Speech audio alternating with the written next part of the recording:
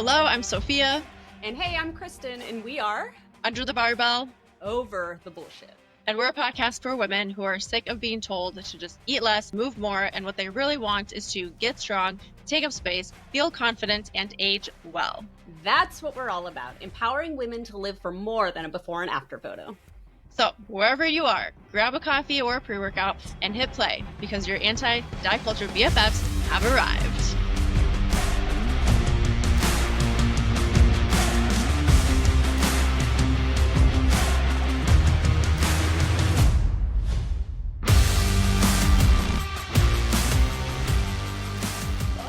You bobbers. Hello, you bobbers. Kiana was like, I think you guys should use you bobbers. Actually, she said you bob, and I'm like, no, you bobbers. I think sounds better. My husband likes you bobbers also. It's a win. I'm like, okay, all right, I could concede to you bobbers. If that's you what bobbers. We wanted to. And he's like, I just like to say you bob. I know, for real. You bob community, you bobbers community, amazing. Yeah, I love it. So speaking of Kiana, she has some beef with you. Okay. With me? Yeah. Oh no. What did I do? First of all, she loves you. The reason, like I told you, I texted you, she asks a lot of questions when she likes someone, and it's with the whole Zevia thing. So okay, but her question was, she's like, okay, well, what would you say to someone if they say eating healthy and getting the healthy option, like food wise, is too expensive? Because you brought in how Zevia is just more expensive than regular soda, right? Okay. And well, I want to clarify that all the research points to saying that diet soda it's fine. And there's nothing wrong with artificial sugars. There's a lot of research saying that, and so that's why why would I spend extra money on something when I don't see a problem with the cheaper option that I have? Oh, okay, gotcha. Yeah. I mean, there's plenty of research out there that tells us that is diet soda the best thing you should be drinking? Of course not. Mm-hmm. However, it's a much better option than a lot of the other things that are out there. And so it's a 0 calorie alternative for people that like soda. And I personally, if my clients drink it, I don't care. Yeah. It doesn't, so that's, I guess, maybe where I'm coming from with it, where like, it is a much more expensive 0 calorie soda option. So, and in fact, I don't even buy like Coke and Pepsi anymore. I get like the generic brands because I want the cheapest option that I can find. I get a 12 pack for $4 at Kroger of cherry cola. I almost said cherry Coke, cherry cola zero. Or whatever. It's basically cherry Coke. But yeah, so that's where that comes from, is like, if they're both 0 calorie options.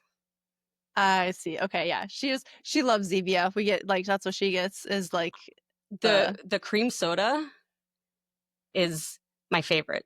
And I love it. And so that's the thing with Zevia. I think Zevia is awesome. Like, I love it. We used to get it all the time when it wasn't as expensive as it is. Back, like, I want to say by like 2017, 18, 19, around there, is when we were drinking it all the time. And so totally big fan, Kiana. I'm not shitting on Zevia in any way, because I do love it. It's just that I was like, I look at it and I'm like, these are 2 0 calorie alternatives. I'm getting what's cheaper because I would rather spend my money on something else. Yeah. Oh, that's funny. I like the Olipop, and I tried I tried grape of Zevia, and then I've tried grape of Olipop, and Olipop is so much better. Really? In my opinion, yeah. Like, taste-wise, I don't know what it is, but that's my fave. I think I didn't understand what Olipop is. Is Olipop, it tastes like a soda? I thought it was like one of these like sparkling water things where it's like a hint of flavor. Nope, it's like soda. Yeah. And I think it's like digestive. There's like, I don't know, probiotics maybe, but yeah, they actually just got sued for putting that on their cans. I just read about that like this past week. Yeah, I just read it. So their cans, they're changing what's on the cans. Oh, I think because they don't actually have it, or what? Well, I think they're allowed to put like the prebiotic whatever, because technically they do, but it's so little that doesn't actually, and that's where they got in trouble. Is there something on there about saying like something about gut health or gut friendly or whatever, and they got sued, and they were like, the amount that's in here does absolutely nothing for the gut, so how can you market this as gut friendly? So they're changing, like wherever it said gut whatever about the gut, they're changing that, but they are still allowed to put on there like the prebiotic, because technically there is some still in there. Wow. Yeah. Prime example of like false marketing and how even companies like, oh my God, I hate is on cereals when it says heart healthy, whole grain, you know, it's just, then someone's like, oh, that's healthy, I'm gonna get it. Like, yeah. It's not the That, let's, yeah. And that actually is a good maybe segue into what we're going to talk about today. Oh, hell yeah. Because, wait, first, the shirt. We gotta see the shirt. Oh, yeah, the shirt. Oh, okay. Hold on. I gotta make sure my shorts aren't all the way up like my vagina here. Hang on. Okay. I wear very short gym shorts. Oh, you can't even see the bottom of my shorts. No. Anyway. Okay. All right. So it says, for most of history, Anonymous was a woman. So, you know, you see all those things all the time, like, oh, we don't know who said that. That's anonymous. So most of the time it was a woman, and we back in the day couldn't give women credit for things. So they would just say, oh, it's anonymous. And yeah, so let's not forget all the contributions that women have made all throughout history and all the things. It's just that they weren't allowed to have credit for things. Yep. So love it. Yeah. Anything else? Have you done anything else lately besides Kiana's beef with me? I had my first like solid leg day. I haven't said this on the podcast, but I pulled my hamstring earlier this summer. First soccer game of the year, pulled it really bad too. I don't think I talked about this, but I was playing and I felt a pull up in my glute, and I was like, I should probably not continue, but I did. I was sprinting. I had the ball. It was me and the goalie. I took a big kick because the ball was actually a little bit too far, and I felt like and heard like this internally heard this pop. No. Yeah, it was horrible. I was in such pain. So I've been like rehabbing that, doing like PT, chiropractic stuff, like just all of the dry needling for like 6 to 8 weeks maybe. And I'm finally kind of just doing my own thing now with like the exercises that I was given and like rehabbing it and stuff. And actually the hamstring pull started to affect my knee. And I think it's because of overcompensation, other tight muscles, all the things. And today actually it's a lot better. But even like crouching down would hurt. I usually have to take like a solid 20 minutes to warm up before my leg day. Oh, wow. So that my knee didn't hurt. Yeah. So, but I got to that point and I did a workout with Kiana, and finally like it was, I had to work on it throughout the workout, but squats, deadlifts, like first time doing Bulgarian split squats, like first time doing a lot of that in a long time. And so it just felt so good, but I was like super sore just because I hadn't done a whole lot leg-wise, like lower body wise. Yeah. So I feel like that's the big thing. You heard her say she was excited to do Bulgarian split squats. You're not going to hear very many people say that, but it's recorded. We have proof that you said that.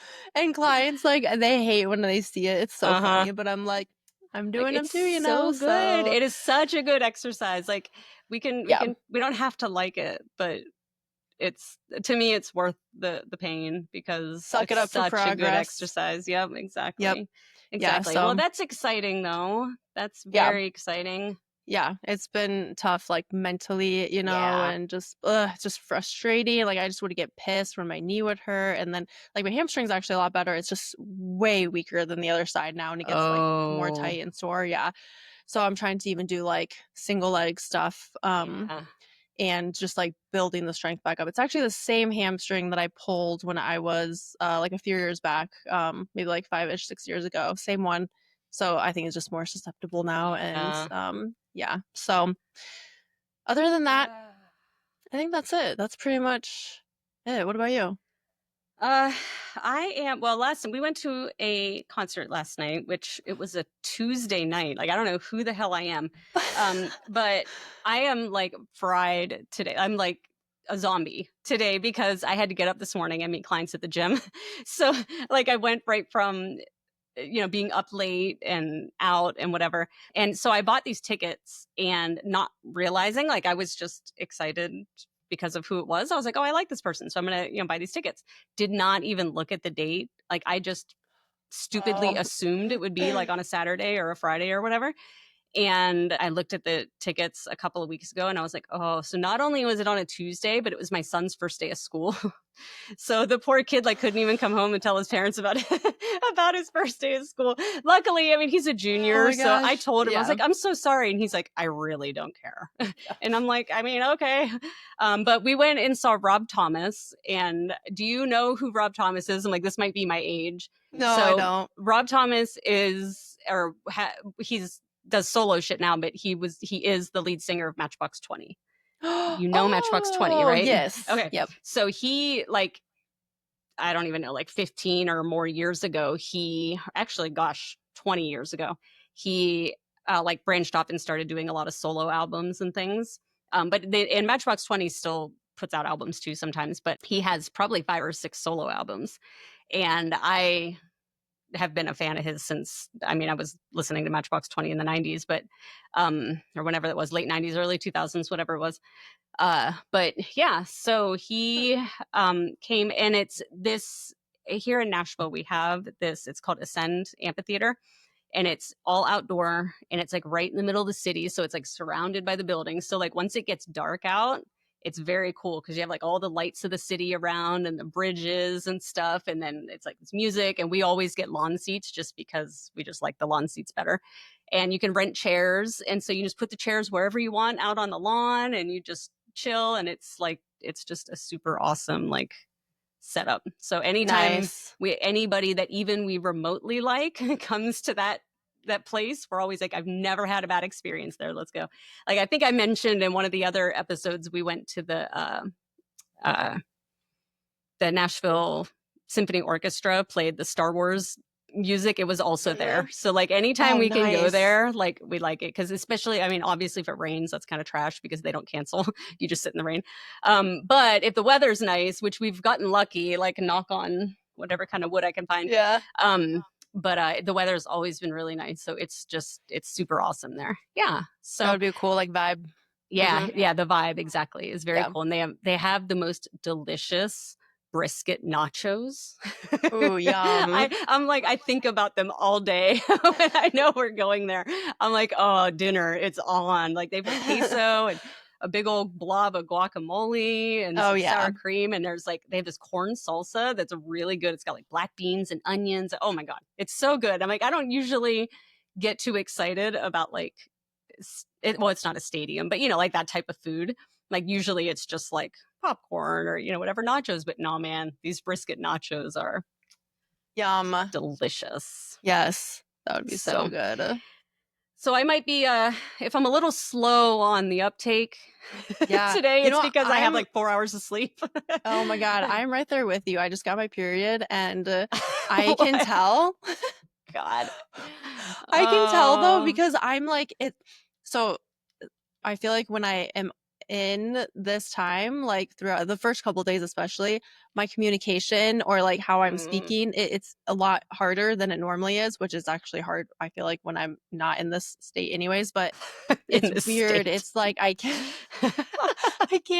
like my communication is just so off, like the energy, and I'm trying to like not be like that, but yeah, and I'm just tired, and cats woke me up in the middle of the night, and I'm just very like, yeah, that's how I'm feeling today. I feel like this seems to happen a lot. I feel like this, when we record a lot, you're like, just got my period. I know, literally, I remember. Oh God, it's gonna be a thing. It's gonna be a thing, but we're still gonna bring it. Yeah, absolutely. I got lucky. So my number one, I'm old, and so my hormones are like, you know, whatever the hell, my period is everywhere and nowhere all at the same time. And then, but then add in, I have to take medicine that blocks, it doesn't block estrogen. Like my body still makes estrogen, but it blocks like the estrogen receptors. So my body doesn't use the estrogen that I make, basically. And so theoretically, I should still have a period because it's not blocking the estrogen. But add in the fact that I'm 46, almost 47 years old. So it's like, I had my period last week and I thought I was dying That was the first one I've had since May 2nd. So it was like several months. And so that's the thing. Like, you never know. Like at this point, Yeah. when y'all, any of my other friends in our 40s, you guys get me, like, you never know. You might have an 11-day cycle. You might have a 45-day cycle. And like, I went 2 months. So I was like, it was May 2nd. So I was like, June 2nd, nothing. July 2nd, nothing. And then it was like end of July. I was like, oh my God, we're making up for lost time. And I was like, so it's a good thing. I was like, thank God I don't have to like be on, like we didn't record or anything last week, or, and my clients get it. They're very cool when I tell them those things. But yeah, so I got lucky. And so we'll see. Who knows when the next one will be. So oh my gosh. Oh boy. All right. Well, is that about Let's it? do it. We I ready think to so. do it? We're going to talk let's about do it. macros today. Macronutrients. Macros 101. We're going to talk about what are macros, why are they important, how, if you choose to want to track macros, what are some different ways that you might go about that? If you're already tracking macros, what are some things that maybe can make it easier for you or kind of level it up? So that's about it for today. Yeah, I'm excited. A few different pathways too, like depending on if you're a beginner or if, like you said, if you've been tracking for a while, maybe you've dabbled in it. And I think we should give our recommendations for tracking, like apps wise. I have one that I have found to be the best. I've tried MyFitnessPal. I've tried My Macros Plus. That's probably the extent. And then the third one that I like is Chronometer. Have you heard of that? I have heard of it. I've never used it though. That for me, that's been my favorite. I've heard good things. I've heard good things. I use, honestly, I'm just still use MyFitnessPal. Like, it's what I started with back in the day, because that's like was like the only thing out there back in the day. And we just stuck with it. So they changed at some point to where the free version, you couldn't scan the barcode anymore, like on your food items or whatever. And you had to pay for premium to scan the barcode. And it was like, I don't know, it's not cheap. I forget what it is now to pay for premium MyFitnessPal, but I want to say it's like, it might be like $80 a year or something like that. And then, or like, I forget how much per month, like $8 a month or something like that. But my husband and I got the premium back in the day because it allowed you to set your macros to the gram, whereas before you could only do it by percents. Yep. And so it was like every 5%, like you couldn't get it specific. And so we had got the premium just so we could get specific with it, but they have been grandfathering us in with our price. So when they raised the price, when they added the barcode scanner, our price didn't go up. So now I'm like, there's been several times where we've been like, we should just cancel this. But I'm like, yeah, but if we want it back again, we're going to have to pay, So I don't know. Cause we really don't, we don't use it a ton. And there are other apps. Is that one free? I think there's a paid version of it, and I don't know, but you can do everything. Like you can, and the thing is like I've used, so like My Macros Plus, the barcode scanner was never accurate ever. Oh. And when I use the barcode scanner for my Chronometer, however you say it, it is 100% accurate, like 100% of the time. So it's super nice and it generates like super fast. And of course, there's always a learning curve of learning like how to do things, how to add food, meals, custom, whatever. But once you get the hang of it, super easy to use. It's free. You can do grams for goals. You can do the barcode scanner. I think the data, like the database for meals and like going out to eat, it probably doesn't compare to MyFitnessPal. I think MyFitnessPal is like top dog with that, I think. But I haven't looked recently. So, but that's kind of what I've heard feedback wise too from MyFitnessPal versus that one. But I just think it's easier to use personally, and it's just, I like it. Does it have an option to build recipes in there? Yes, I believe so. Yep. To me, that's like a deal breaker to me. Yeah. If an app doesn't, so with my clients, we use My Coach AI for our workouts, and it has a built-in food tracking database and whatever within it. So a lot of my clients would just use that because then they don't have to pay for anything else. And I can see their, see all their stuff. However, it does not have a recipe builder. So like in order to do it, you have to, there's all these other steps, like workarounds that you have to do to make it work. And that's super frustrating. And so I have a lot of people that have just continued using like my MyFitnessPal, and they'll just send me screenshots of their stuff or whatever. Or they add me as a friend, and then I can see their diaries and whatever if they add me as a friend on my MyFitnessPal. But that's awesome. I should probably look into it. Maybe we'll eventually cancel or my MyFitnessPal, because I hate paying for it, especially when I have, like, I could just use my workout app. Like I could just put myself in and use that for free. You know what I mean? So like I hate paying for something that I don't have to pay for, but I'm at the same time scared. I don't want to get stuck. They get you because you get grandfathered in with some of those things. And it's annual. So it's like, if I think about it in the middle of the year, I want to cancel it. I'm like, well, even if I canceled it right now, it's already paid for the year, you know? And so then it just continues going. But I've heard people using my macros, and they liked that one as well. Better than my MyFitnessPal, I've heard. I do like that one better than my MyFitnessPal, I would say. Yeah. Okay. But I like Cronometer. I need to check it out. I'm going to have to check it out. I need to see, especially if it's free. But so that, I think one of the things too we're going to get into in this episode, if some of y'all are listening and kind of zoning out at the moment. So tracking, obviously you'll want something like an app or whatever, but there's also other ways that you can air quote track, where it's not necessarily in an app. We're just talking about like portion sizes and servings and things like that, and just kind of being conscious and aware of what's on your plate. So if you're zoning out at the thought of scanning and tracking every gram, we got you. Don't leave yet. Don't turn off this podcast, because we are going to get into that. We're going to talk about other ways to be macro conscious, I guess maybe is a good way to put it, without being super specific. Because I know a lot of people just don't like to track, whether it's just they don't have like the capacity to do it, like from a time standpoint, or like the mental load. Like I have way more important things. I don't want to deal with that.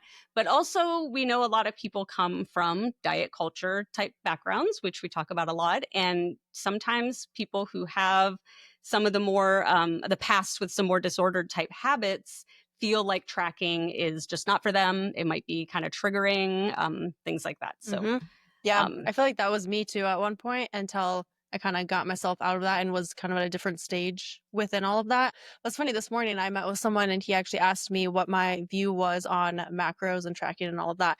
And one of the things, the first things that comes to my mind is like, and I think probably true for you too, like it's more of a flexible approach. Like we're not bodybuilders. We're not coaching bodybuilders. It doesn't have to be to the gram specific. There's people out there, there's coaches out there for that. But if you're listening, you're probably, I'm going to guess, not at that point. And so taking it like right now, just thinking of it in terms of like experimentation and awareness and flexible, just being flexible with it. It doesn't have to be perfect. I do remember I was afraid to track at first, because when I was in my like restrict binge phase, I didn't want to track the amount of peanut butter that I just binged. And also like, there's just no way in hell I was going to do that. And, but once like my mindset shifted and like it flipped to awareness and just being curious, like, where am I at for protein? Where am I at for carbs? Like, what am I missing? You know? So it depends on the stage of like life that you're in right now when it comes to food and your relationship with food. But it's just like curiosity. I think it just comes down to that. Yeah. And I think it's also important, because this is sort of something in social media that is maybe misrepresented, I guess, is tracking macros is not a diet. It's not something you only do to try and lose weight. You can, but it's a great tool for that if that's your goal and that's what you want. But I personally use it more for making sure that I'm hitting my protein, so that I can make sure that I'm building muscle and I'm fueling with carbs at the right times and the right amount of carbs prior to my workouts or for recovery or whatever. So I use it more as a tool to get stronger, as opposed to a tool for weight loss. Yeah. Yes. It comes back to mindset. And just like how we talked about in the other episode, like it can be a diet culture thing, like tracking, if you're using it that way, if you're using it to restrict, if you're using it because of those reasons. But like we said, like it's just awareness and seeing where Yeah. we're at. Let's talk about quick, what are macros? There Okay, might be yeah, people we're out there like, what the hell what the is a hell are you talking macro? about? So our Yeah. macros, there are 4 macros. We've got protein, we've got carbs, we've got fats, and the one that not a lot of people talk about is alcohol. Most people are familiar with protein, fats, and carbs, I would assume. But Wait. Let me ask you something. yeah. Because I've never heard this before. I have never considered alcohol as a macro specifically. I did Okay. like when we were talking about it off air, I just was like, oh yeah, we got to talk about alcohol along with it when we're tracking. But Yeah. as a macronutrient, why do you categorize that as a macronutrient? Well, each gram of alcohol is worth 7 calories. And so if you're not factoring in, if you're drinking your like, what the hell, the seltzers, like Trulies or whatever, I don't drink them, so I don't know what they are. But if you're drinking these, so what I always see people say is, oh, I'm going to drink these because they only have whatever carbs. I'm like, cool. But every gram of alcohol in that, multiply that by 7 calories. And that's how many calories actually in the thing. It's not the carbs that we're worried about. It's the total calories, but also, like we mentioned off air, the effect of alcohol on your body, which I think we'll get into a little more in a minute. I don't want to ADHD this, as I can very easily do. But yeah, so if I back up a second, so protein and carbs, each gram of protein, each gram of carbs is worth 4 calories. Each gram of fats is 9 calories. And then the alcohol is 7 calories per gram. So we don't track alcohol. Like you're not going to find a macro tracker that has alcohol listed. But we call it like the black sheep of the macros. Yeah. It. It's good to take into account, especially if you do drink. I feel like if you don't Mhm. drink, then you don't have to categorize this as a macronutrient, No, obviously. But not at all. well, and it's not a nutrient at all. But Not a nutrient, no. And it's so when you, so like people, I'm sure everyone's familiar with people tracking in their calories. Like, I need to know how many calories I'm having. But macros are what all those calories are made up of. yes, very important. Yeah. So what, and I think that's a big thing is people say like, I don't know, like, for example, if we're like, have 2,000 calories and they're typically, they like tracked what they're doing now and they realize I'm eating like 3,000 calories. I didn't even realize it. I think to say, okay, let's get to 2,000 calories can feel really overwhelming. But when you look at the macros and what your foods are made up of, you can eat a shit ton of food at 2,000 calories if you're looking at your macros properly. Yeah. Well, and the other thing is like, okay, like if your goal is whatever it is, 2,000, 1,500, like whatever, if you're tracking calories, you could easily hit your calories with donuts. But is that necessarily healthy and nutritious? Exactly. No, it's Yep. not. And so, like, that's why shifting from tracking just calories to tracking macros is super important too, because then, like you said, it's what your food is made out of. And we can still fit in like donuts and things like that, but you can get to that calorie goal by eating a ton of cucumbers, eating a little bit of donuts. Like, it's just totally dependent. Yeah. And so that's where it's important. And then we can like gain that awareness too with that. Yeah. And that's where the flexible thing comes in that you've talked about earlier. Macros allow you to have that wiggle room of, so what I like to do with my macros when I'm tracking, particularly if I'm in a fat loss phase, I do it either way, no matter what, but it's, you have to get a little more strategic when you're in a fat loss phase. But I know that I am going to want something sweet after dinner. And so the first thing I log every day is whatever it is I'm going to want to eat after dinner. So I make sure that is accounted for. And I am absolutely going to have that, whatever it is, whether it's cookies or whatever. And so I log it first. I make sure I account for it because I got priorities, So as long as I have that accounted for, then it's like, cool. The rest of the day, I know I'm still going to get my evening sweet treat and I'm good to go. Yeah. Let's quick talk about like our own, like right now, currently, do you track macros and how often? At the moment, very loosely. I would say I might track maybe once every couple of weeks right now. I'm in a maintenance phase at the moment where I'm not trying to lose. I was previously, but for about the last month or month and a half, I'm not trying to lose, but I also do need to kind of be cognizant and aware that I don't gain much because I signed up for a meet and I have to make sure I meet my weight class. So I just kind of, I really haven't even been weighing myself. I think I mentioned before, I like just weigh myself every day because it's fun to me. It's like, I just want to see what's happening. I haven't even really been doing that. It's probably not even been once a week that I've been doing that. So I just kind of keep tabs on it, like just to make sure that I'm good with my weight class. And if I notice like that I'm creeping up too close to the top end of my weight class, then I will do like a mini fat loss phase, where I would start tracking every day and just being a lot more aware of what I'm doing. But right now it's just sort of, I just kind of do like temperature checks, like maybe once every couple of weeks just to make sure. And I tend to eat a lot of the same foods anyway. So I kind of know pretty much where I am, as long as I haven't had things that aren't typical for me. So like when I meal prep, I like to meal prep lunches. And so I will know what each, I just hit the microphone. Sorry if you could hear that. I'm Italian. We talk with our hands. But I know what those meals are. So I know each week, like, and I have eaten the same breakfast for probably 15 years. Really? I have this protein smoothie, and it's been tweaked a little bit over the years. Yeah, I love it, and it's easy. I can throw it in the blender and pour it in a cup and run out the door to go see clients. Or when I was a teacher, I would just take it with me to school and I'd drink it while I was setting up my classroom.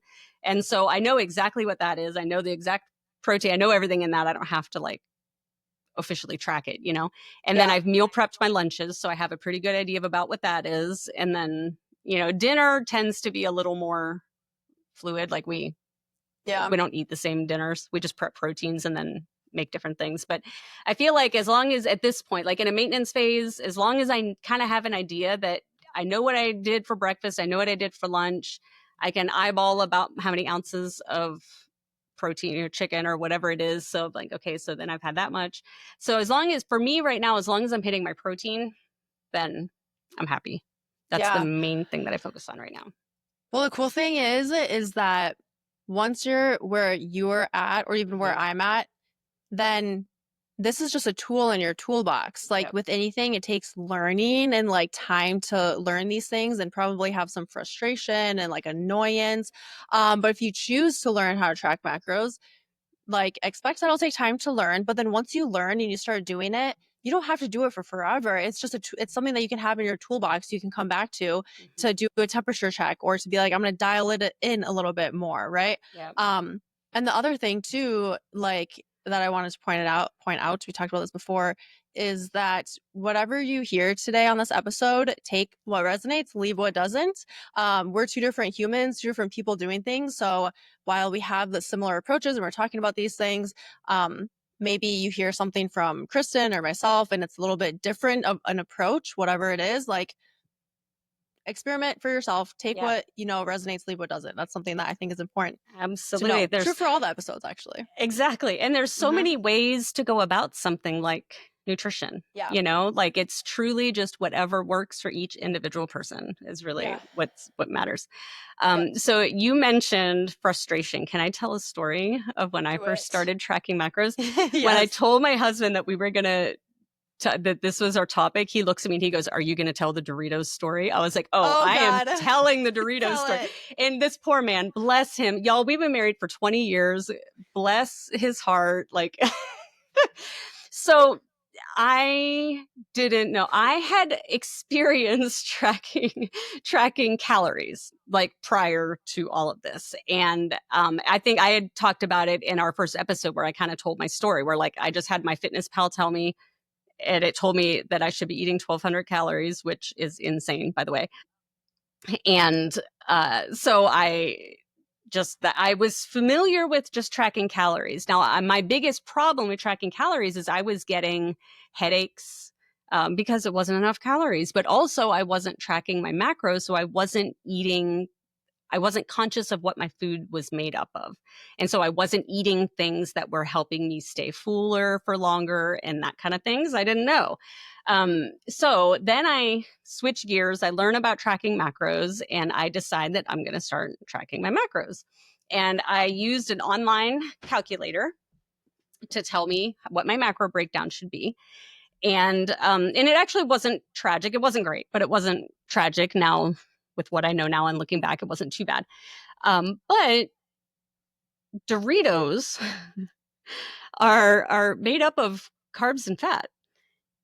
And when you're a small human, as I am, you don't get, like, when you are, especially in a fat loss phase, when your calories are lower, those calories break out when you need to eat high protein because you're lifting weights. And there's a lot of reasons, which we need to definitely make sure we remember to talk about, all the reasons why protein is so important.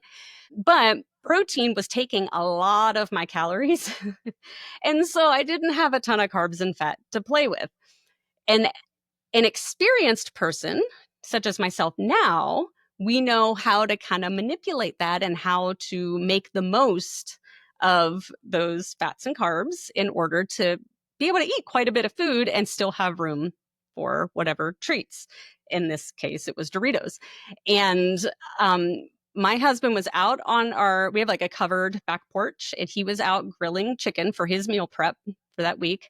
And he had this like whole tray of chicken on there, and he's listening to music, whatever he's going.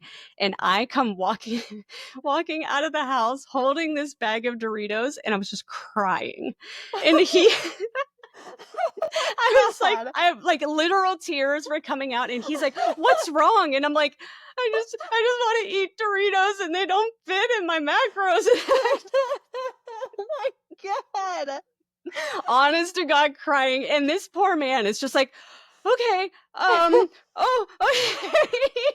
know what to do with me. He's like, he's smart enough to know to not say anything stupid that's just gonna upset me more, but he didn't know what the right thing to say was either. And I am just crying, and I'm holding, and this bag was like half or more empty already, so it was like that's all that was left. And because I would just started tracking, so they were still in there from when I was just eating whatever I wanted to eat, you know? And so I come out, and it's just like this old wrinkled up bag of Doritos, and I'm crying, and I'm like, I hate this. This is so stupid. I just want to eat Doritos. And I like, the frustration was real. And now I laugh at, like, it's hilarious to me now, but it's like so relatable. Like when I'm working with clients or just talking to people, you know, I might get an Instagram message or something, like that's real life. Like that kind of thing happens, you know? And I think first of all, I just really wanted the Doritos. Number one. First of all, if you get to that point, Uh-huh. I don't know. Like, I feel like that's now, Kristin now would say, have some freaking Doritos. Like, what are you doing? Eat them. Eat the Doritos. Yes. But at the time I was, and now former math teacher. I have a master's degree in math. Like numbers are my thing. So doing these macros, I was like, oh, hell yeah. Like I get excited about this. And like, I've talked about how like when I weigh myself, it's like just data. Like I love numbers. I love data. Like this is my jam. Even in my very mathematically smart brain, I could not figure out how to make these Doritos fit in with what I was eating that day. And like I said, now it's like, oh my God, just have some Doritos, relax. It's not like cocaine or something. It's fine. But at the time I was trying so hard to do good, and I really wanted to like be successful with this and do good with it. And I just really wanted to eat the Doritos, and tied in with like kind of the perfectionism I was feeling at the time, and wanting to be successful with this and do good with this. And now my mindset is very much like close enough is close enough. And yes, even honestly, y'all, like if you scan a barcode of a package, it tells you you'll get your calories, your macros and whatever, but the package tells you how many grams it is. If you actually take that and put it on a scale, a lot of times those grams don't even match up. So even like the companies are allowed like a certain amount of wiggle room. I was just gonna say that. Yeah. Like and sometimes so it's a few grams off or calories or whatever. Yeah. And so like if you figure you're eating how many different things that may or may not come out of a package a day, add that up, and you're not actually eating the macros you think you're eating anyway. You know what I mean? So it's like now I know that with nutrition is, to me, is like a close enough kind of thing.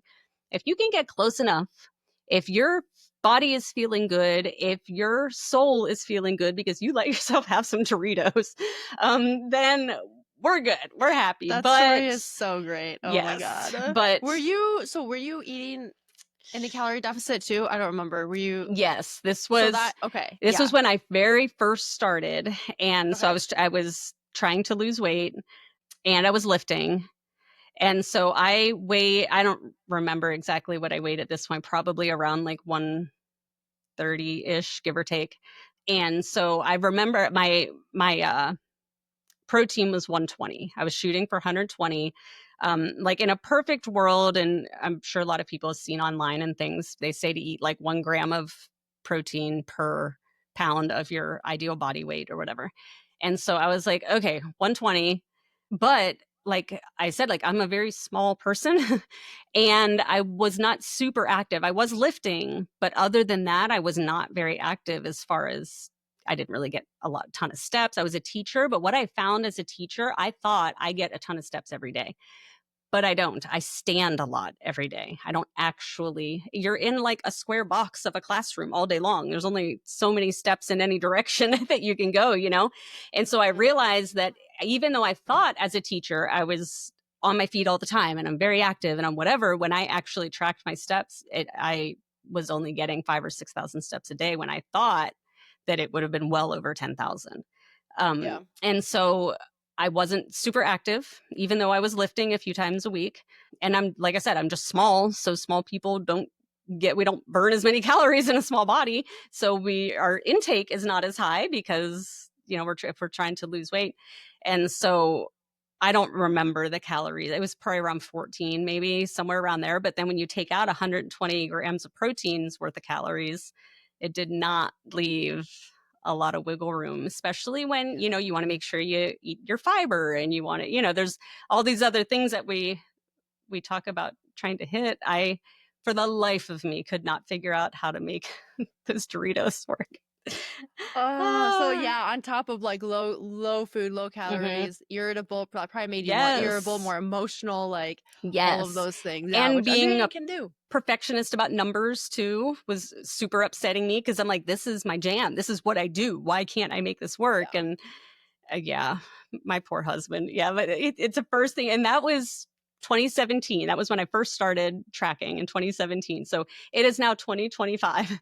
So 8 years later, my husband's like, you need to tell the Doritos story. Like he will never forget that moment because he was just like, he did not know what to do. And That's fucking funny. thank God he's smart enough to not say anything stupid. But did you end up eating any of the Doritos then? What happened? you know, I don't actually remember. I'll need to ask him if he remembers. Yeah. I don't think I did though. I think I was just like, you know, put on your big girl panties and let's handle our shit. You know what I mean? Oh, But man. yeah, I want to say I probably didn't, which now I definitely would have, you know, and even if it was just a couple, you know, just to satisfy the craving or whatever. But yeah, so the frustration is real when starting to do things like tracking macros. So, what do yes. you tell people when I guess maybe this is a good time to talk about like different types of, you have someone that comes to you like me. I had tracked calories before, but I had never tracked macros. I was just learning. How would you have told me would have been maybe a better way to start than the way I started? Okay, wait, say that one more time. Like where were you at? I tracked calories. So I was familiar Okay. with MyFitnessPal and calories alone. I knew nothing about I had just learned like what are macros and what my macro breakdown should be. Okay. But I looking back, I don't know that I would have started me with tracking those macro, even giving me a macro count. You know I what I would mean? have actually I would have encouraged us to be like, we're gonna take a break from tracking at all, like numbers wise, like just taking a break from that. And much like how I start my people, which is taking, like, it can be a food journal, just taking an intake. Well, first kind of like self-auditing, like where you're at now. Um and I would say doing more so of like just either writing food down. I've even had clients take pictures and send me pictures, like, because then I'm still getting an intake and we're still getting awareness behind what foods you're eating. And I'm pretty good at like being like, we need to work on XYZ. Which one do you want to start with? Like, here's where we're lacking, here's where we can maybe improve, or whatever. And that's where I would start with that, is like it's good to take breaks from tracking when it comes to that aspect of it. And Yeah. then still taking an intake though of like what type of foods you're eating, or even taking a break from that. Like if you're someone who needs to take a break from tracking at all, like that, we can do that too. So having that food awareness first is just where I would start. Yeah. Just like, what are you doing now? Mm-hmm. Right? Like, that's Yeah. what I like to tell them. Like, I want to know what you're doing right now. Like, what is your typical day look like with food? Yeah. And then we talked about in another episode about like the baby step adjustments. Like, we don't need to go big or go home. Like, let's look at what you're doing now. Here's, like you said, I see X, Y, and Z that we can make some, improvements on or whatever. And which one of those is going to be easiest for you to do? Yeah. And even if you're One. like if you're like new to this, that's where I would encourage us to start too, is like, because if you don't know where you're at, like you don't know. So it's good to take that inventory right away, like 5-7 days. I would say even include the weekends, like just because then we can see where we're at with that. Like I think that's Yes. important. But yeah, so even if you're super new to what macros is, how to track, whatever, like just taking either photos or writing down for 3 to 5, 4 to like whatever it is, of what you're eating before you make any changes. Like I have clients who they are ready to go. They want to change their nutrition. And I'm like, great.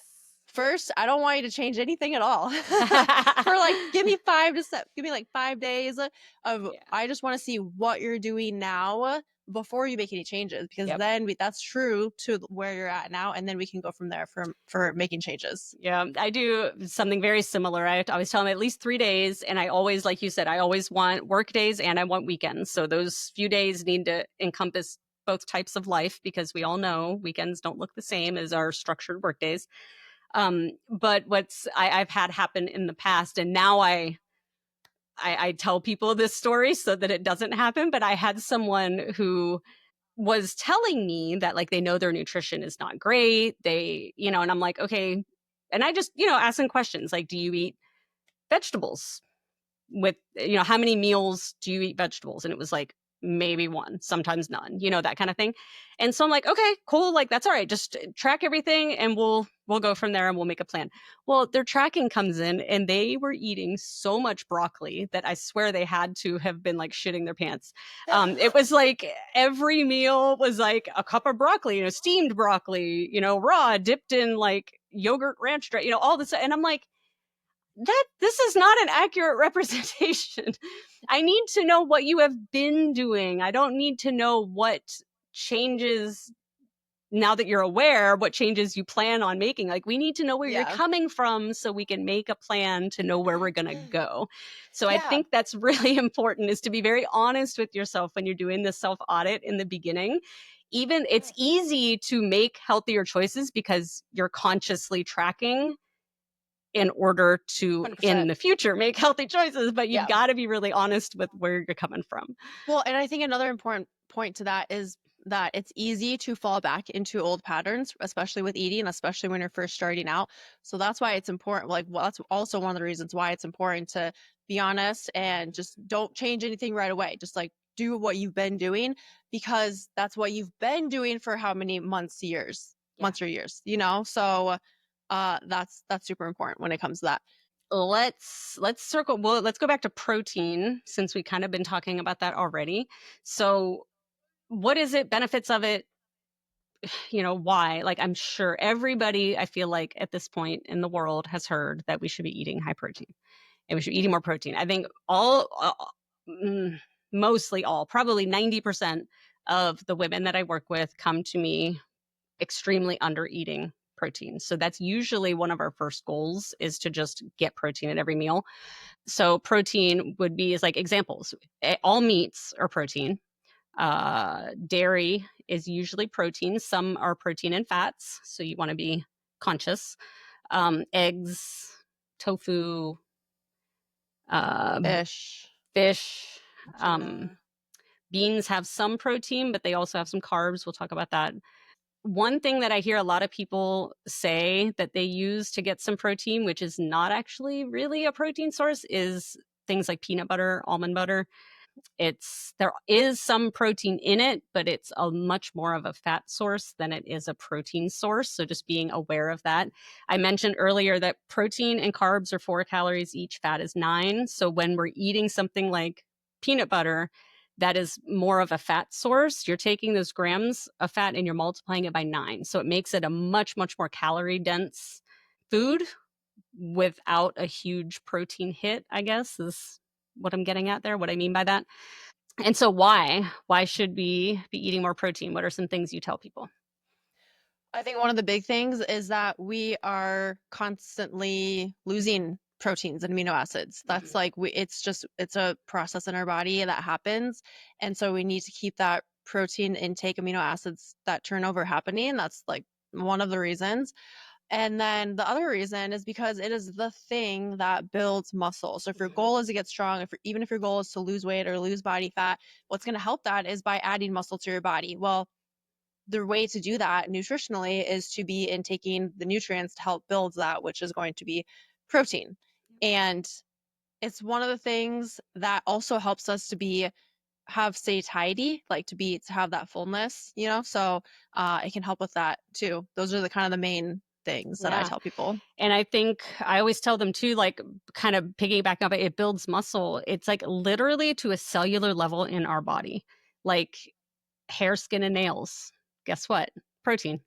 Like it's those things, you hear people talk about like, I'm losing my hair or whatever. I'm like, well, how much protein do you eat in a day? And it's usually really low. I'm like, okay, first thing you need to do is start eating your protein, because that's going to make a big difference in the quality of, your nails, if your nails are brittle, things like that. So yep. I find that sometimes appealing to the maybe more vain part of us.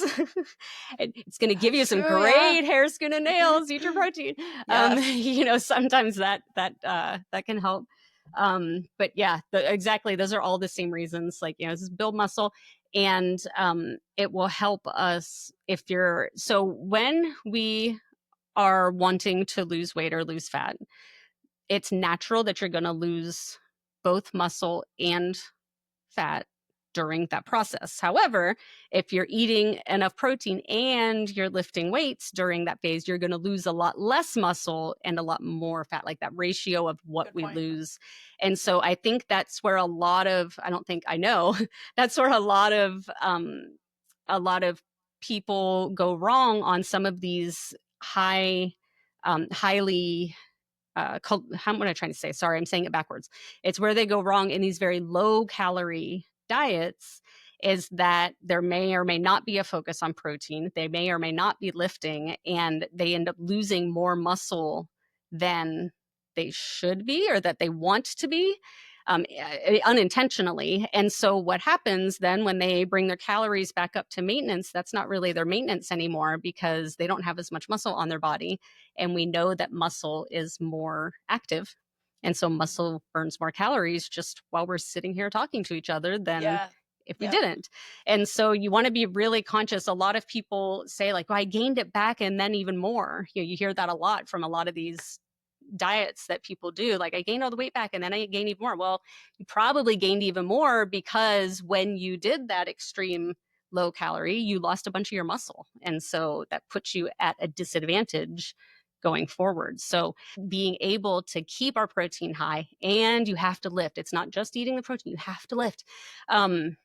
It's going to help you keep your muscle. And so that's going to be what keeps your metabolism going strong moving forward. So I'm really good at listening to other people talk about like studies and research, but I'm bad about me going and doing the research and getting the studies. But I know I've from sources that they provide the studies and the research, they now have research that so like the RDA or whoever says the recommended intake. Well, they're finding that that's like super low. We actually need more than what we think, especially women as we age. Have you seen what it is?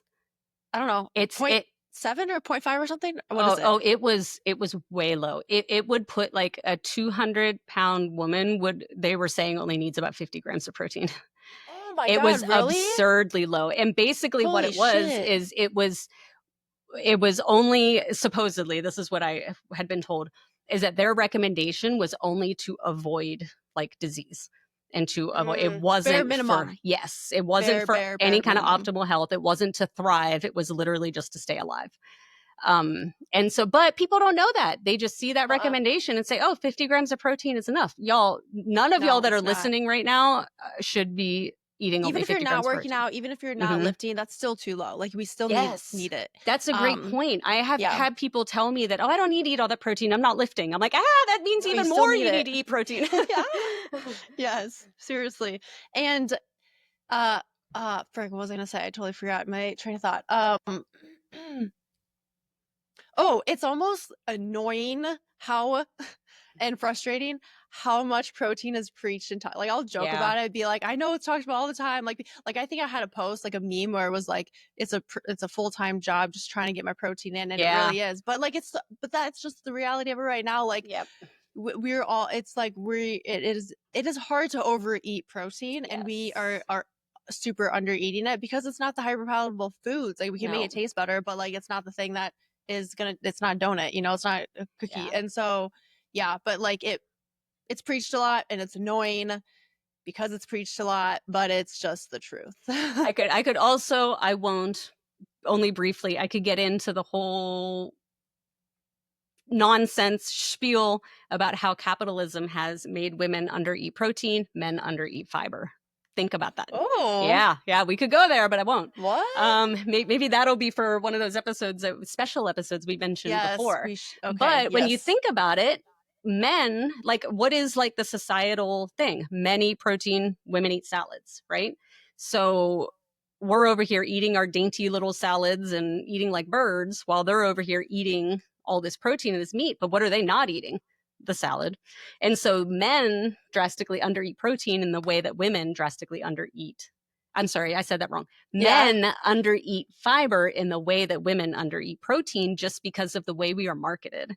And the way, isn't that crazy? Yeah. Mm-hmm. Let's bring that into one of those other episodes. And so I think that type of a thing is a big reason why, like, women just, if you think back to your childhood, think back to what the women in your family were eating. They probably weren't sitting down with a big old steak most of the time. You know what I mean? Unless you were a farm that's girl. true. Yes, that's a good point. Yeah, definitely exceptions to the rule. Yes. But like generally, it's, I'm just gonna have a salad, and it's like, what are you doing?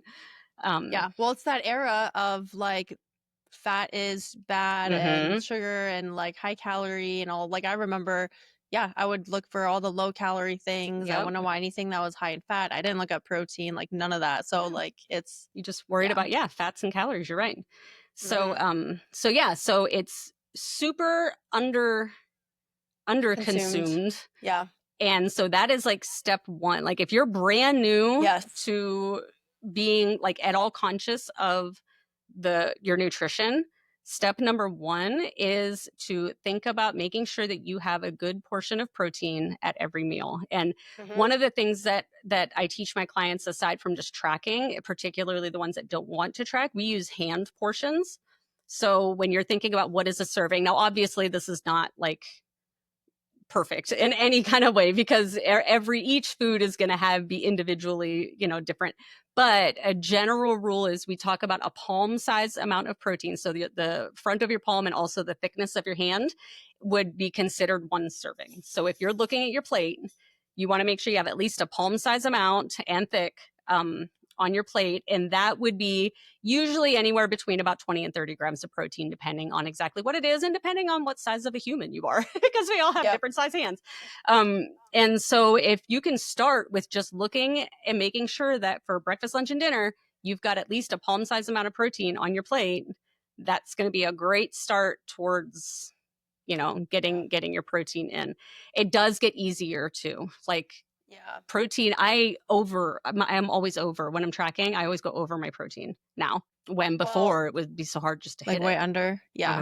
And that's a step above even what I do. Like I always have people start with just having a protein source at every meal, and even if it's like a snack, like protein forward thinking first, just to like get you that, forward thinking of for that top of mind.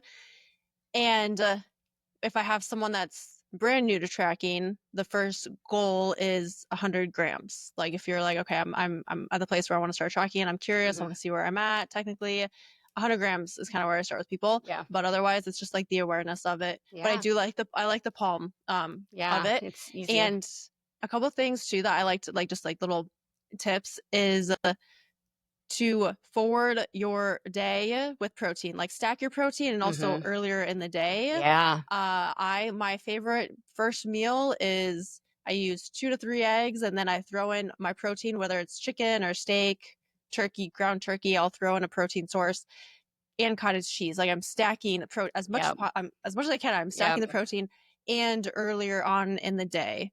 And that helps, or even like eating the protein source first. I agree 1,000%. If I don't get my protein in at my breakfast, the likelihood of me getting it in for the rest of the day, like actually hitting my targets, is very slim. Very slim if I don't get that protein at breakfast. 100%. And two, it's just you're gonna feel fuller for longer. You're gonna feel better going into your day. You know, you're gonna be able to make it to lunch potentially without feeling like you need a snack or whatever. It's just 100% recommend for sure. And I think, and I like what you said, like just protein forward. That's something that it was just in a Facebook group. Somebody was like, I can never hit my protein. What do you guys do? And the first thing that I tell people is when you're thinking about what you want to eat, think about the protein first. So protein forward, build your meal around that. Build your meal around the protein. So I'm going to have this chicken breast, for example. So now, okay, what would be great? Like, how are you going to season your chicken breast? Are you going to marinate it? Whatever. What flavors are in there? Now think about what sides will go well with that, rather than thinking about, I really want to eat mashed potatoes. And so I guess maybe I'll have, think about the protein first, make that your priority, and then just build your meal around whatever you're going to do with that protein, whether it's chicken that you mixed with salsa and you want to make tacos with it or whatever, like just plan everything else around it, rather than, I find that most people do it the opposite. Yeah. Or I do like build a bowl, like just throw shit in a bowl. So I'll think about, okay, what am I gonna for lunches? That's like my one that I like to prep. And so if it's chicken, and then I'll be like, okay, what's my carb next? And what's my maybe vegetable? And if I do like the typical rice and then like some sort of vegetable, well, I have ingredients to where I can make it like a taco bowl or like, I love barbecue sauce. It's like a thing. I love it. I do too. So, do like a barbecue type of bowl or like whatever it is, adding a sauce to it. But yeah, that's kind of how I like to think about it for my lunches, especially, or anything, just building a bowl. And that's how we prep, like we prep our protein and then we just build. We're like, okay, this week we've got a bunch of shredded chicken. So now there's like endless different meals I could have with shredded chicken, So it's like the protein is already planned. We know what it is. Now, what are we in the mood for? Now we can like tweak it, seasonings or sides and, whatever, and really make it something good. But like plan the protein first is huge. And one last thing too before we move on to the next one is because you had mentioned we were talking about recommendations of protein and stuff, and once someone gets to be like, okay, I'm doing 100 grams of protein, what's my next step? What is like a good I know what my answer is, but I want to hear like what your next step is, or like the goal to aim for. What do you usually tell people? Like to further protein, like grams? Like for a goal, or so like in a perfect world, like I said earlier, we would love to be like 1 gram per 1 pound of body weight. My minimum that I like to start with is 0.7. So I do 0.7 times their body weight or ideal body weight. And then sometimes that is like 100 or somewhere around there. So it's like, okay, now let's go to 0.8. So like we kind of try to work our way up. I don't usually bump people's protein up much more than like 10 to 15 grams at a time, just because digestively that can sometimes not go well. If you haven't heard of protein farts, consider yourself lucky, because that's a real thing. And usually, and I will say most of the time protein farts come from eating a lot of protein products like protein bars, protein chips. It's like the sugar alcohols and all of that stuff that's in those products. It's not typically comes from like eating whole food protein usually. But a lot of times people will use those products to try and hit their targets because they're having a hard time doing it with whole foods. But a lot of these things we talked about, protein forward meal planning and whatever, is how you do that. But yeah, so that's why I don't usually bump them up more than about 10 or 15 grams at a time, but like we slowly work. Like I said, I start with the baseline as 0.7, and then I prefer everybody to be somewhere between 0.8 and 1 gram per pound of ideal body weight. Ultimately. Yeah, that's what I say too. 1 gram per pound of body weight, or like to aim towards that and slowly increase your goal. Exactly. To that. Yeah. Just do those baby steps, like 10 to 15 grams. And sometimes we stick. So like someone might be hitting their target this week, but maybe they found it really difficult. And so it's like, cool, let's stay there for another week. Like there's no rush. There's no like, there's no emergency to get yourself up there. Like do it in small incremental baby steps. Take as long as you need at any one of those steps to feel successful and to feel like I've really got this. I am awesome at this. And then you can bump up a little bit. And also giving your body a chance to like adjust. Get used to adjust. And see how you're feeling, what changes are taking place. Whether it's the satiety factor or the changes that your body's going to be undergoing. Like you got to give it time to adjust too before you move on to that. But, totally. Yeah. So, all right, we'll talk about next? Carbs. Carbies. Oh, go ahead. You want to say it? Fuck, what is it? Carbies don't make Barbies? Yes. Oh, we want to fight. That was actually one. Carbies don't make Barbies. I had never heard that before. And when we were talking about planning this podcast, I was asking my clients for ideas for episodes and things. And it was one of my clients goes, I've always hated the phrase carbies don't make Barbies. And I was like, wait, what? Like I've never heard of that either. And now I can't unhear it though. Every time I say carbs, so I'm thinking carbies don't make, but y'all, that makes me want to fight somebody because listen, those Barbies, they lift. And so they're eating carbs. Carbs are not the enemy. At some point in the world of diet culture, we got told that carbs are why people are not able to lose weight or why they're gaining weight or whatever. Bullshit. Carbs are your body's first energy source. So particularly if you're lifting, every time you lift that weight, guess what? Carbs. It's carbs that are fueling that every single time in the beginning. So that's just like the first place that our body goes to use energy. It's the most easily accessible. Your brain uses carbs to, for thinking. It can help with brain fog, all the things.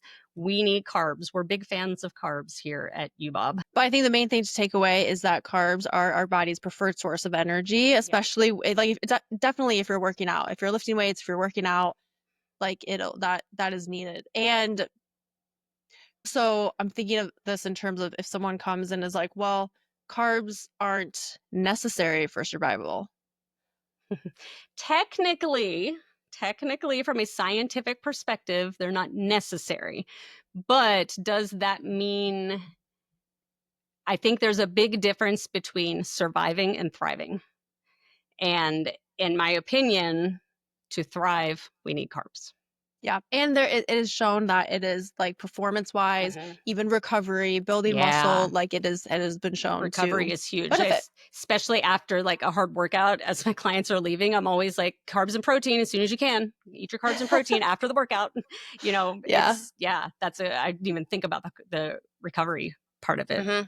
So what are carbs? I think there's a big misconception that people assume that all the highly palpable desserts and things. Like I think a lot of times when people say carbs, what they're really saying are things like cookies and cake, but that's not necessarily, are there carbs in those things?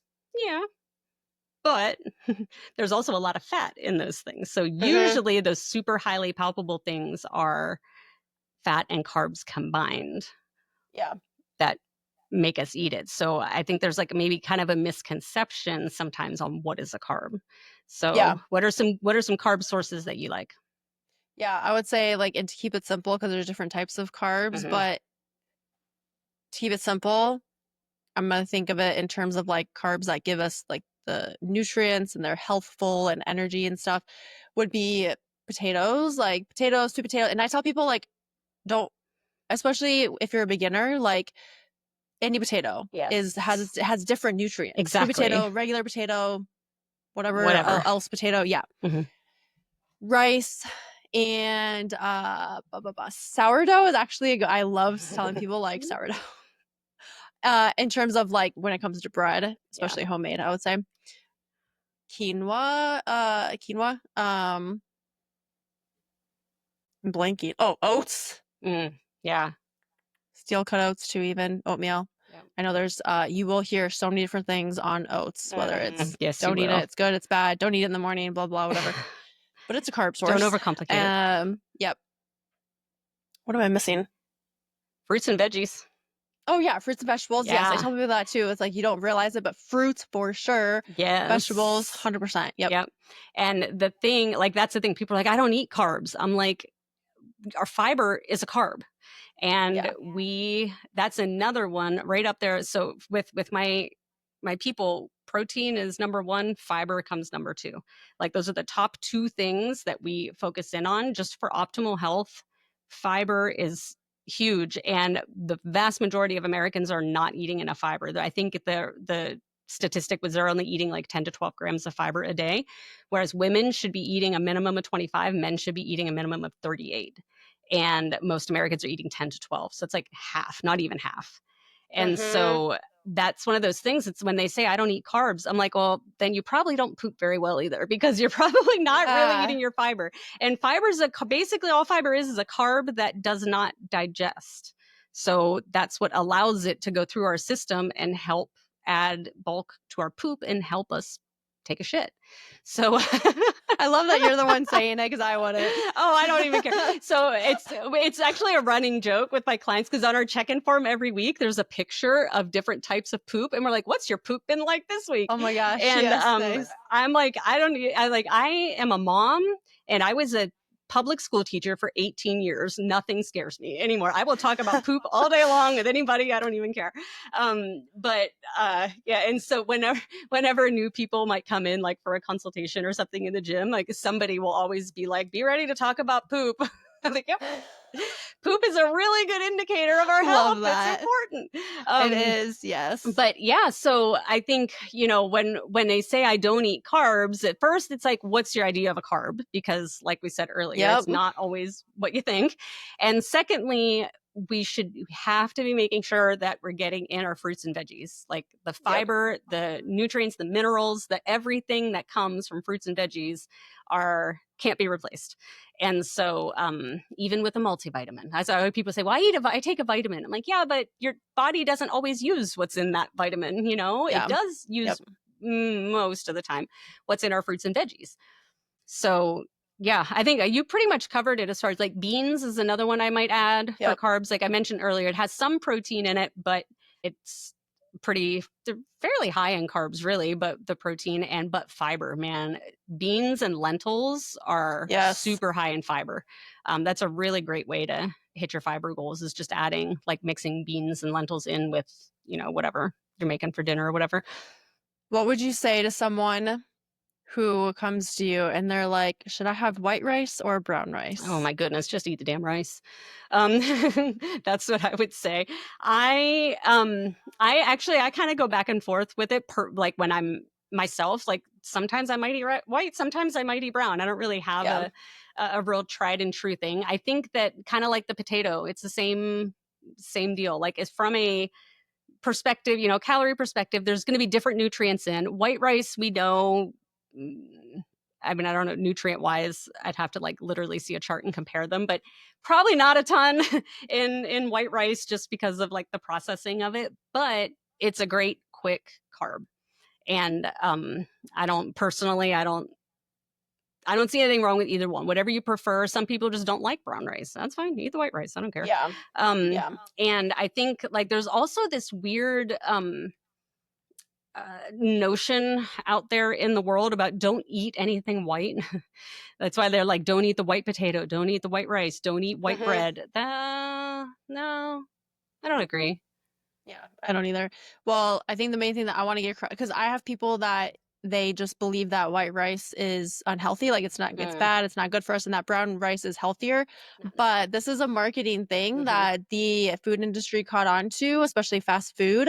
They were like they capitalized on brown rice being healthier, so they marketed it as healthier Yeah. when really like it's not. And I have this written down somewhere because I don't remember exactly, but I remember learning about like the actual nutrition of each of them, and Mhm. like they're pretty similar. Yeah. The white rice is I don't know if it's higher in carbs or not. Like it might be, but the brown rice was more of like a marketing thing.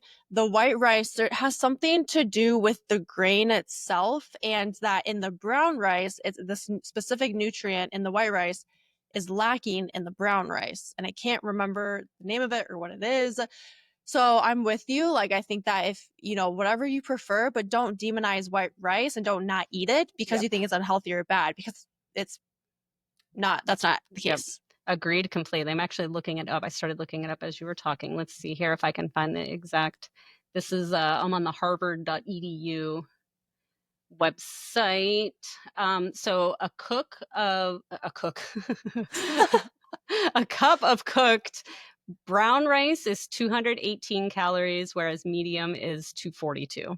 Negligible difference in my opinion. And let's see. I mean, they get into like glycemic index and all that, which I don't even want to get into because that's Yeah. of questionable science as well. I've learned recently, but like yeah. So the brown rice retains the bran and the germ.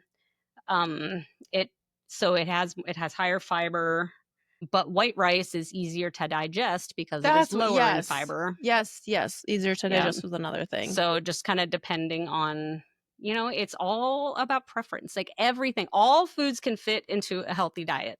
Everything. Even my Doritos could have fit if I would have known how to make them fit. All foods can fit into a healthy diet. Remember, And food is a spectrum. yes, and food is fuel. And Yep. it's not, sometimes food is joy. Sometimes food is family togetherness. Food is a lot of things. And what it shouldn't be is guilt and stress. Yeah. Um, Yes. so okay, how about fats? Fats, yes. I think one of the main things that I learned for myself when I kind of got out of my era of like fat is bad and I would always try and get zero fat everything is that fat is important for our brain, Yep. and which this stuck with me. Walnuts is a fat. Walnuts, but it's good for walnuts are specifically good for like your brain, and And they walnuts look look like a like a brain. brain. Yes, exactly. I um, know. but the other thing is that it helps us to absorb other nutrients in Yeah. food. That was like a light bulb moment for me. I'm like, oh, Yes. holy shit. And there are like what I would consider as like healthier feel good fats versus the unhealthier, the ones that make me feel not as good. Like I always talk about that spectrum of Mhm. food.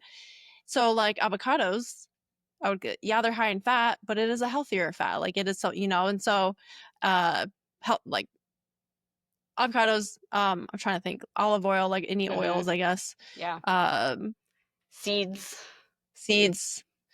I have nuts, period even. brain, so I like cannot think right now. I have such brain fog when it comes to, and I know that probably this has to do with my diet and nutrition. I But was gonna say, are you eating enough fats? Because fats are also a hormone transporter, so they help yes, that's right. I need pull it. our Yep. hormones through our body. So, on your period, maybe, maybe there's something there. Yep. But yeah, and I think, yeah, there's definitely a difference between eating, like you said, avocado or seeds, olive oil, avocado oil, all that stuff, as opposed to eating like, like I said earlier, the cookies and all the Yeah. highly palpable desserts that we want to eat that are hard to stop eating. It's just that combination of the carbs with the fat and the sugar, and that kind of thing. Or sometimes it's the salty too. Some people are salty versus sweet people. So when you combine salt with some of these things, it just makes them a lot more likely for us to be able to easily overdo it. And so that's what we want to be aware of. But that doesn't mean fats are bad. I mean, in the 90s and the early 2000s, like fat. People just assume that if I ate fat, I would have fat on my body. And that is not true. Yep. That has been That was disproven me. Many times over. And that still is out there. I think people still believe that. Oh yeah. Oh yeah, 100%. And I don't know about men, but women especially is super important for hormones. Yes, exactly. So, okay. And then I don't know, do we want to get into alcohol or do we want to save that maybe for a future episode just for the sake of time? Because let's save that. I think so too. Just we can make note of that. Know that alcohol is 7 calories per each gram. So just because what you're drinking is low carb and that's what they market because that's what they think people are looking for does not necessarily mean that it is. It still is not great. It still processes in your body as a toxin. And while you're processing alcohol, you literally cannot, your body will not prioritize building muscle or anything else. Like it's going to prioritize getting that alcohol processed and nothing else will happen. Yeah. So I think honestly, that would be a great whole entire episode on I think so too. alcohol. Just alcohol. Yeah. Let's make a note of that. Be looking for that coming in the future. But so we talked about what are the macronutrients. We talked about why they're important. We talked about self-auditing to get started. And then I guess we've kind of alluded to, we didn't really break it down specifically. We kind of alluded to people who maybe have never really paid any attention to their nutrition at all yet. Right. I think everybody, whether you have experience with it or not, everyone needs to self-audit to start. Like you have to know where you are now in order to know where it is that you're going. Yeah. And just decide like what your next step is going to be, like how to change that moving forward. Yeah. And what your next steps are depend on your experience level. So if you've never done anything at all before, just looking to make sure you have a protein source on each plate. That's a great place to start. Looking to,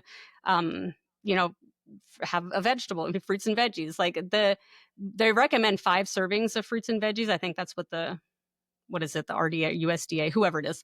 I don't even know. I don't even know. There's so many acronyms and I know. I was going to get into the current state of our government, but I won't.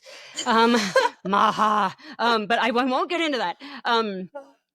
But they say it's 5. However, I feel like to me, that's kind of like the protein. Whereas it's just bare minimum. Bare minimum. Yeah. It should be much more in order to hit all of your fiber goals. Like we said before, what those grams were, at least 25 for women. I like to push it more closer to 30 and at least 38 for men.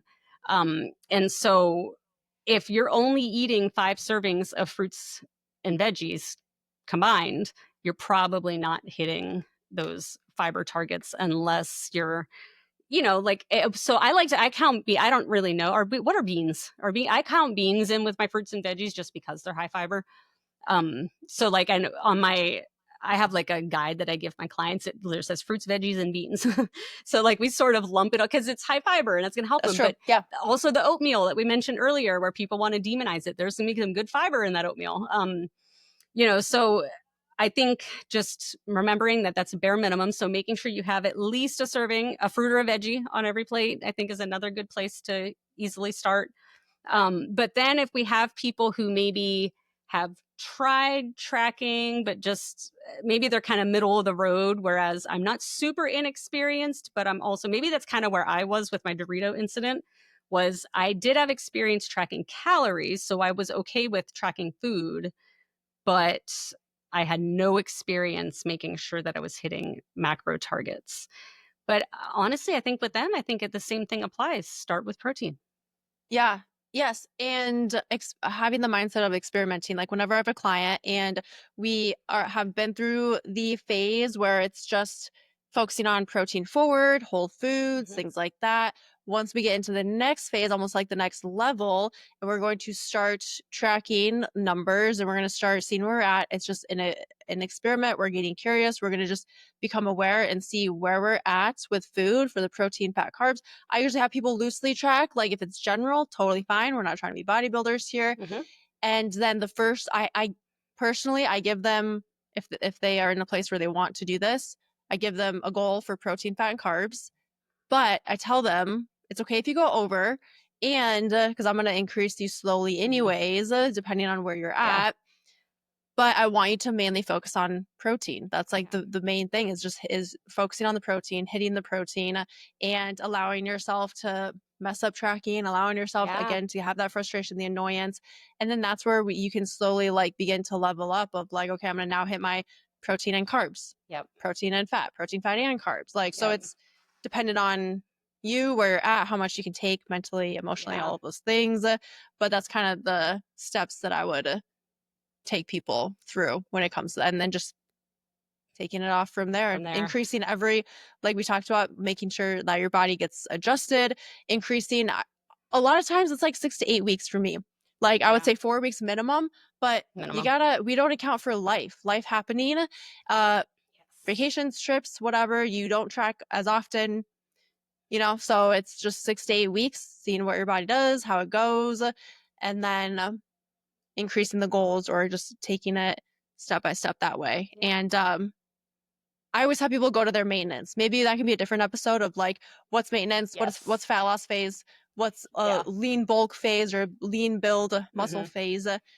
But it's all dependent on that. But if you're listening, maybe you're not to that point yet. So Yeah. I think that's okay to not talk about. Very similar. I usually start everybody at maintenance. And what I tell like people, a lot of times, maybe lesser now these days, just because I don't really market myself as a fat loss coach necessarily. That doesn't mean I don't help people if that's their goal, but that's not really how I market myself. So I don't really get as many people now that are coming to me like I have a ton of weight to lose. Sometimes, but Yeah. usually they come to me now with like I have weight to lose, but I really want to be strong, and so I work really well with that person. But in the past, people would come and they're very eager to lose weight. Like that's the number one priority. But when I put them in maintenance to start, it can be really frustrating. And I try to explain that by being at maintenance, and basically, so if you don't know what maintenance is, maintenance calories are the calories that you're eating where you're not gaining or losing any weight, like you're just maintaining. And most of the time, people are not to their maintenance. They are Yes. under, They've been under way eating. under that, which is that's why we're saying get to your maintenance first, but like slowly get there. You don't Slowly. have to just jump to those numbers, but Yeah. Yeah. Yeah. Get that metabolism going. And that's what I tell them. Like, we need to get your metabolism working because you've already been not eating enough, which is the majority of women who come to me because they've been trying all these things to lose weight. It hasn't been working. And one of those things has been usually not eating enough. But I find that it's a lot easier. I mean, I don't find it, I think it just is a lot easier to get to our protein targets when we're at maintenance as opposed to starting out immediately in a fat loss phase.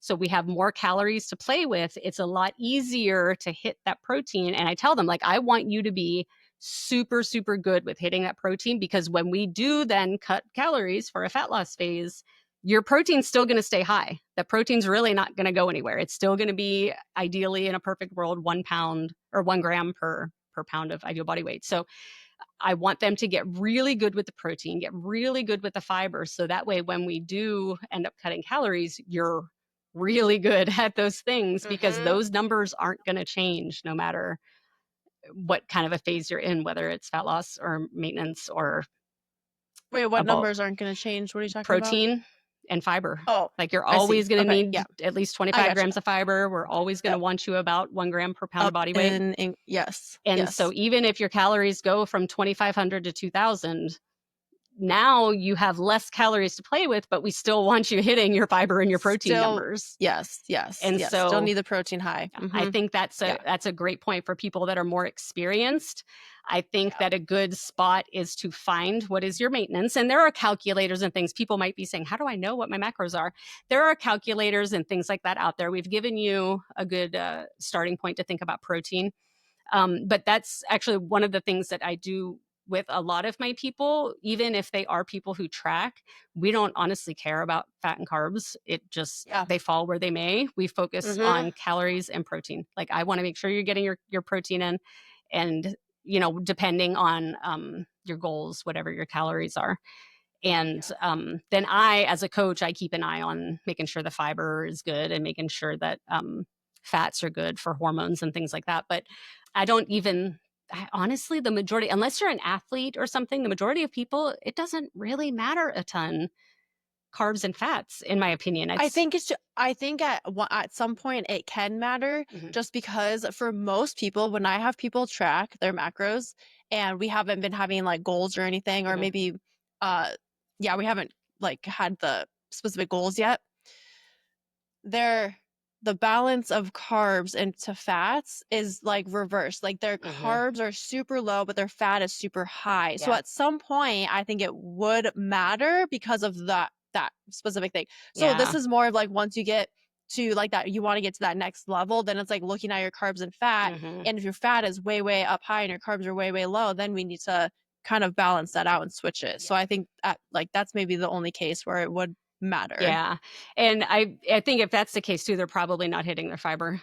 So like that conversation for me probably would happen like, what are we doing? Like you have 10 grams of fiber. So where are we going to get fiber from? Then we talk about, some of the sources, and that kind of helps the Mhm. carbs a little bit too.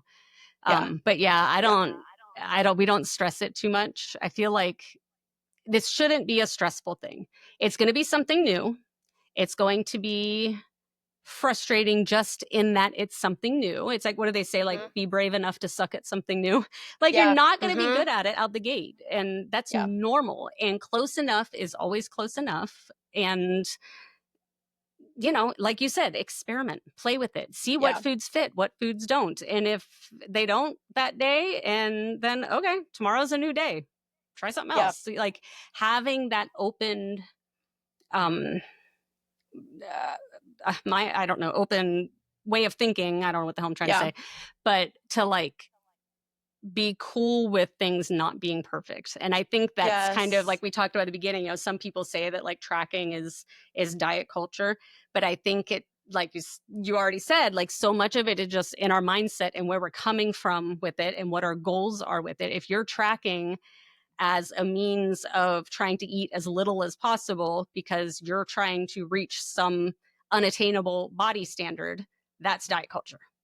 Yeah. But if you're tracking because you need to lose some weight, whether it's for health purposes, maybe your doctor told you should, or you just know that you should, or you just would feel more comfortable, or if you're tracking to build muscle, or if you're like those things, I think coming at it from a mindset of,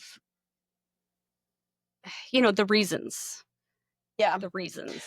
Well, and I think another important point to make here is because we talked about maintenance first, is that this is where it's good to take that intake at first to see where your Mm. maintenance is, because it's going to be shocking. You're going to be like, holy shit, like it's up that Yes. high. Like there's no fucking way. I want to lose weight. I'm going to eat less. But the Yeah. thing is that a fat loss phase, same thing as a calorie deficit, you've probably been at that for years. And so we did mention in another episode where a calorie deficit, that's like how you lose weight, lose body fat, but the way you go about it matters. If you've been in a calorie deficit for years, that is not going to work because you've already been there. Your body is adapted to so low of food, so low of calories Mhm. that your body's in survival mode. It's going to hang on to fat. And that's where we need to begin to increase that up to maintenance, which is probably way higher than what you're thinking. And then that's where we can have more room to play for that fat loss phase, for that calorie deficit. So also going into it with the mindset of, I'm going to be in a phase or a season of my life where I'm not even gonna try losing body fat. My goal is not going to be losing body fat or losing weight. When it comes to tracking macros anyway, like it's more of like a phase of curiosity, awareness behind what you're eating, and working up to your maintenance. So that way you're supporting your body and supporting your goal of fat loss. It's gonna make it so much easier Yes, and and effective your body's just and gonna fun. work better, Yeah. like you're gonna Yeah. feel better. You're gonna suddenly have more energy. You're gonna suddenly, you're gonna notice all these changes. Like honestly, sometimes that alone can change some of your blood markers, just eating more of nutrient dense foods than maybe what you were doing before, and you're going to Mhm. sleep better, and you're going to poop better, and you're going to do all these things better. And I think Yes. another thing that people need to know is that most likely that that maintenance phase is going to be a lot longer than you want it to be. Yes. I A think year longer, a year minimum. yeah, yeah. months and It's months gonna and take a year to months. get to your maintenance, Yes, probably. it's going to take a long time just to get there. And then Yeah. once you're there, you have to stay there so that your body Yes. can adjust to that and your metabolism, and you can build some muscle and you can do all of these great things for your body. And then once you do that, the fat loss phase is a million times easier. But you Yep. have to come to an acceptance of what I've been doing for the last 10, 20, 30 years for some people hasn't worked. So I need to find something else. And here's your something else. You need to eat more. You need to eat better. You need to put muscle on your body.